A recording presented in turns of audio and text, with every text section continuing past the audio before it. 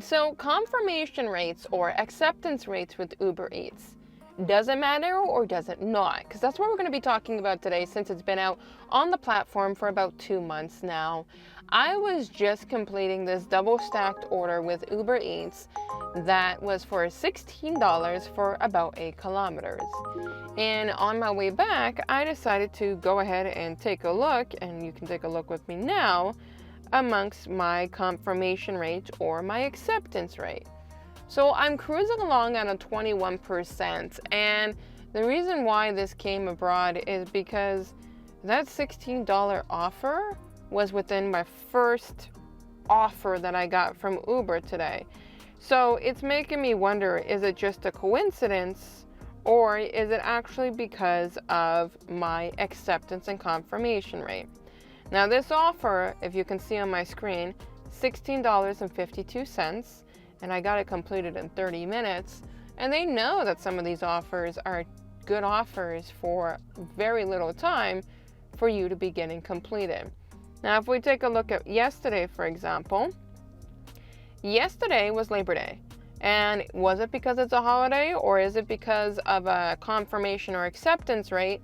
Yesterday, my acceptance rate was cruising between 17 to 22%. And within 5.5 hours, I made $112. Is that due to the confirmation or the acceptance rate, or is it just coincidence? Well, I'm gonna say that it's coincidence because my brother was out doing deliveries yesterday, and he made $195 working 7 hours.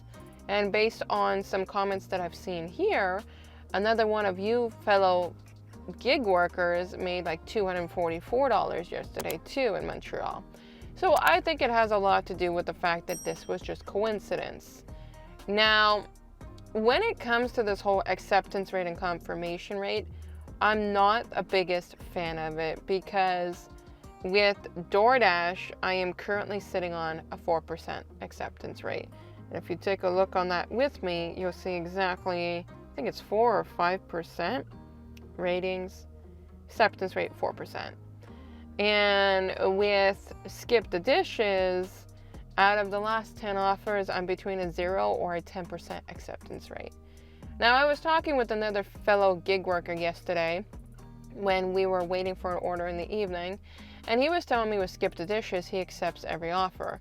But he doesn't accept it because of the volume of orders that comes in. He accepts them because with Skip the Dishes, they offer a top-up incentive that makes it more beneficial. So he was telling me that the minimum offers he gets is $8 for every single delivery, since he's kind of a top Skip person, because I don't know the reference for Skip versus Top Dasher. And so because of that, he always makes sure he accepts every offer so that he can maintain $8. Versus me, if I was taking offers without the top up, I'd probably be about $5 per offer at a minimum. Do I think that is beneficial? I think because Skip the Dishes does offer a top-up incentive, I do think it's a beneficial system set up by Skip the Dishes to have a confirmation rate or acceptance rate of that status. 100%, I mean, I could never maintain it.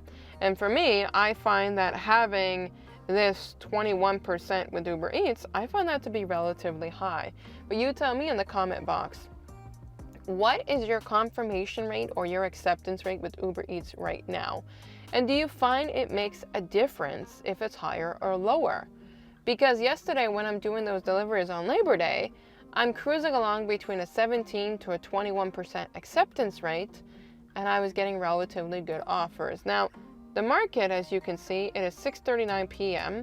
I'm online with Uber Eats. We got a 1.3 multiplier, but it's relatively quiet currently right now. So I think it was just fair game that the stores were closed yesterday, and you're going out to go do deliveries and people can't go out to the stores, so they're going to turn to the apps and they're going to, order some food. With DoorDash, I find it's a little bit different, and I cannot put myself in somebody's shoes as a top dasher because I've never been one, but from my understanding, if you're a top dasher, you get more priority orders. So I think that's a pretty nice initiative. But with Uber Eats, has anybody seen any additional incentive for having an acceptance rate of, let's say, over 60%? Because even though Uber Eats is my main application, I have yet to see anything amongst those lines. I think it's just when an order comes in and it's great, that gets assigned amongst any driver, versus things like, let's say, their Quest or whatnot. They're prioritizing that based on business needs. And when it comes to deliveries, I look at it a lot like customer service.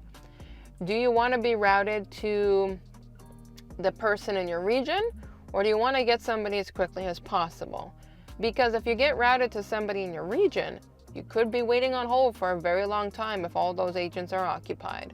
Versus, get you the nearest agent the quickest as possible, see if they're going to take it, you're going to reach somebody a little bit faster. And that's the tactic I think Uber Eats takes to, but they give a scare tactic. Because I know too many drivers currently that are accepting all offers with Uber Eats because they're afraid they're going to get dismissed or fired or deactivated from these platforms, when based on our contracts or our service agreements with these platforms, that's not something that can be happening. These companies cannot dismiss you even if you have a 0% acceptance rate. I have it with Skip the Dishes, so I know that for sure. And with Uber Eats, there are days where I will decline pretty much majority of their crappy orders. I have not got penalized ever since. So I want your opinions.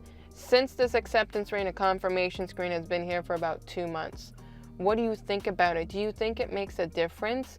Have you noticed that, let's say, if you get down to a 2% acceptance rate with Uber Eats, that you're getting less orders or whatnot? Because, like I said, I'm cruising along on a 21% acceptance rate. I think I've been talking now for, 6 minutes or so, and I have no orders coming in, and it's 6:41 p.m. So I don't think acceptance rates has anything to do with volume, but as well with Uber Eats, I don't think it has anything to do with the offers that we get. I think it's a pressure tactic to scare us. Mine is only as high as it is because you guys have seen I can't get on with DoorDash or Skip the Dishes. And if you haven't seen that, check out my channel because you'll see how much I get massacred by those two. But with Uber Eats, I have no choice because it's the one platform that helps me out. Instacart as well does help me out, but there's no Instacart offers currently going on right now. And with no Instacart offers going on, I can't do Instacart. So chime in the comments. Let me know what you think about the acceptance rates. And I hope you guys stay tuned for the next video. And for all you lovelies, I'll catch you lovelies in the next video.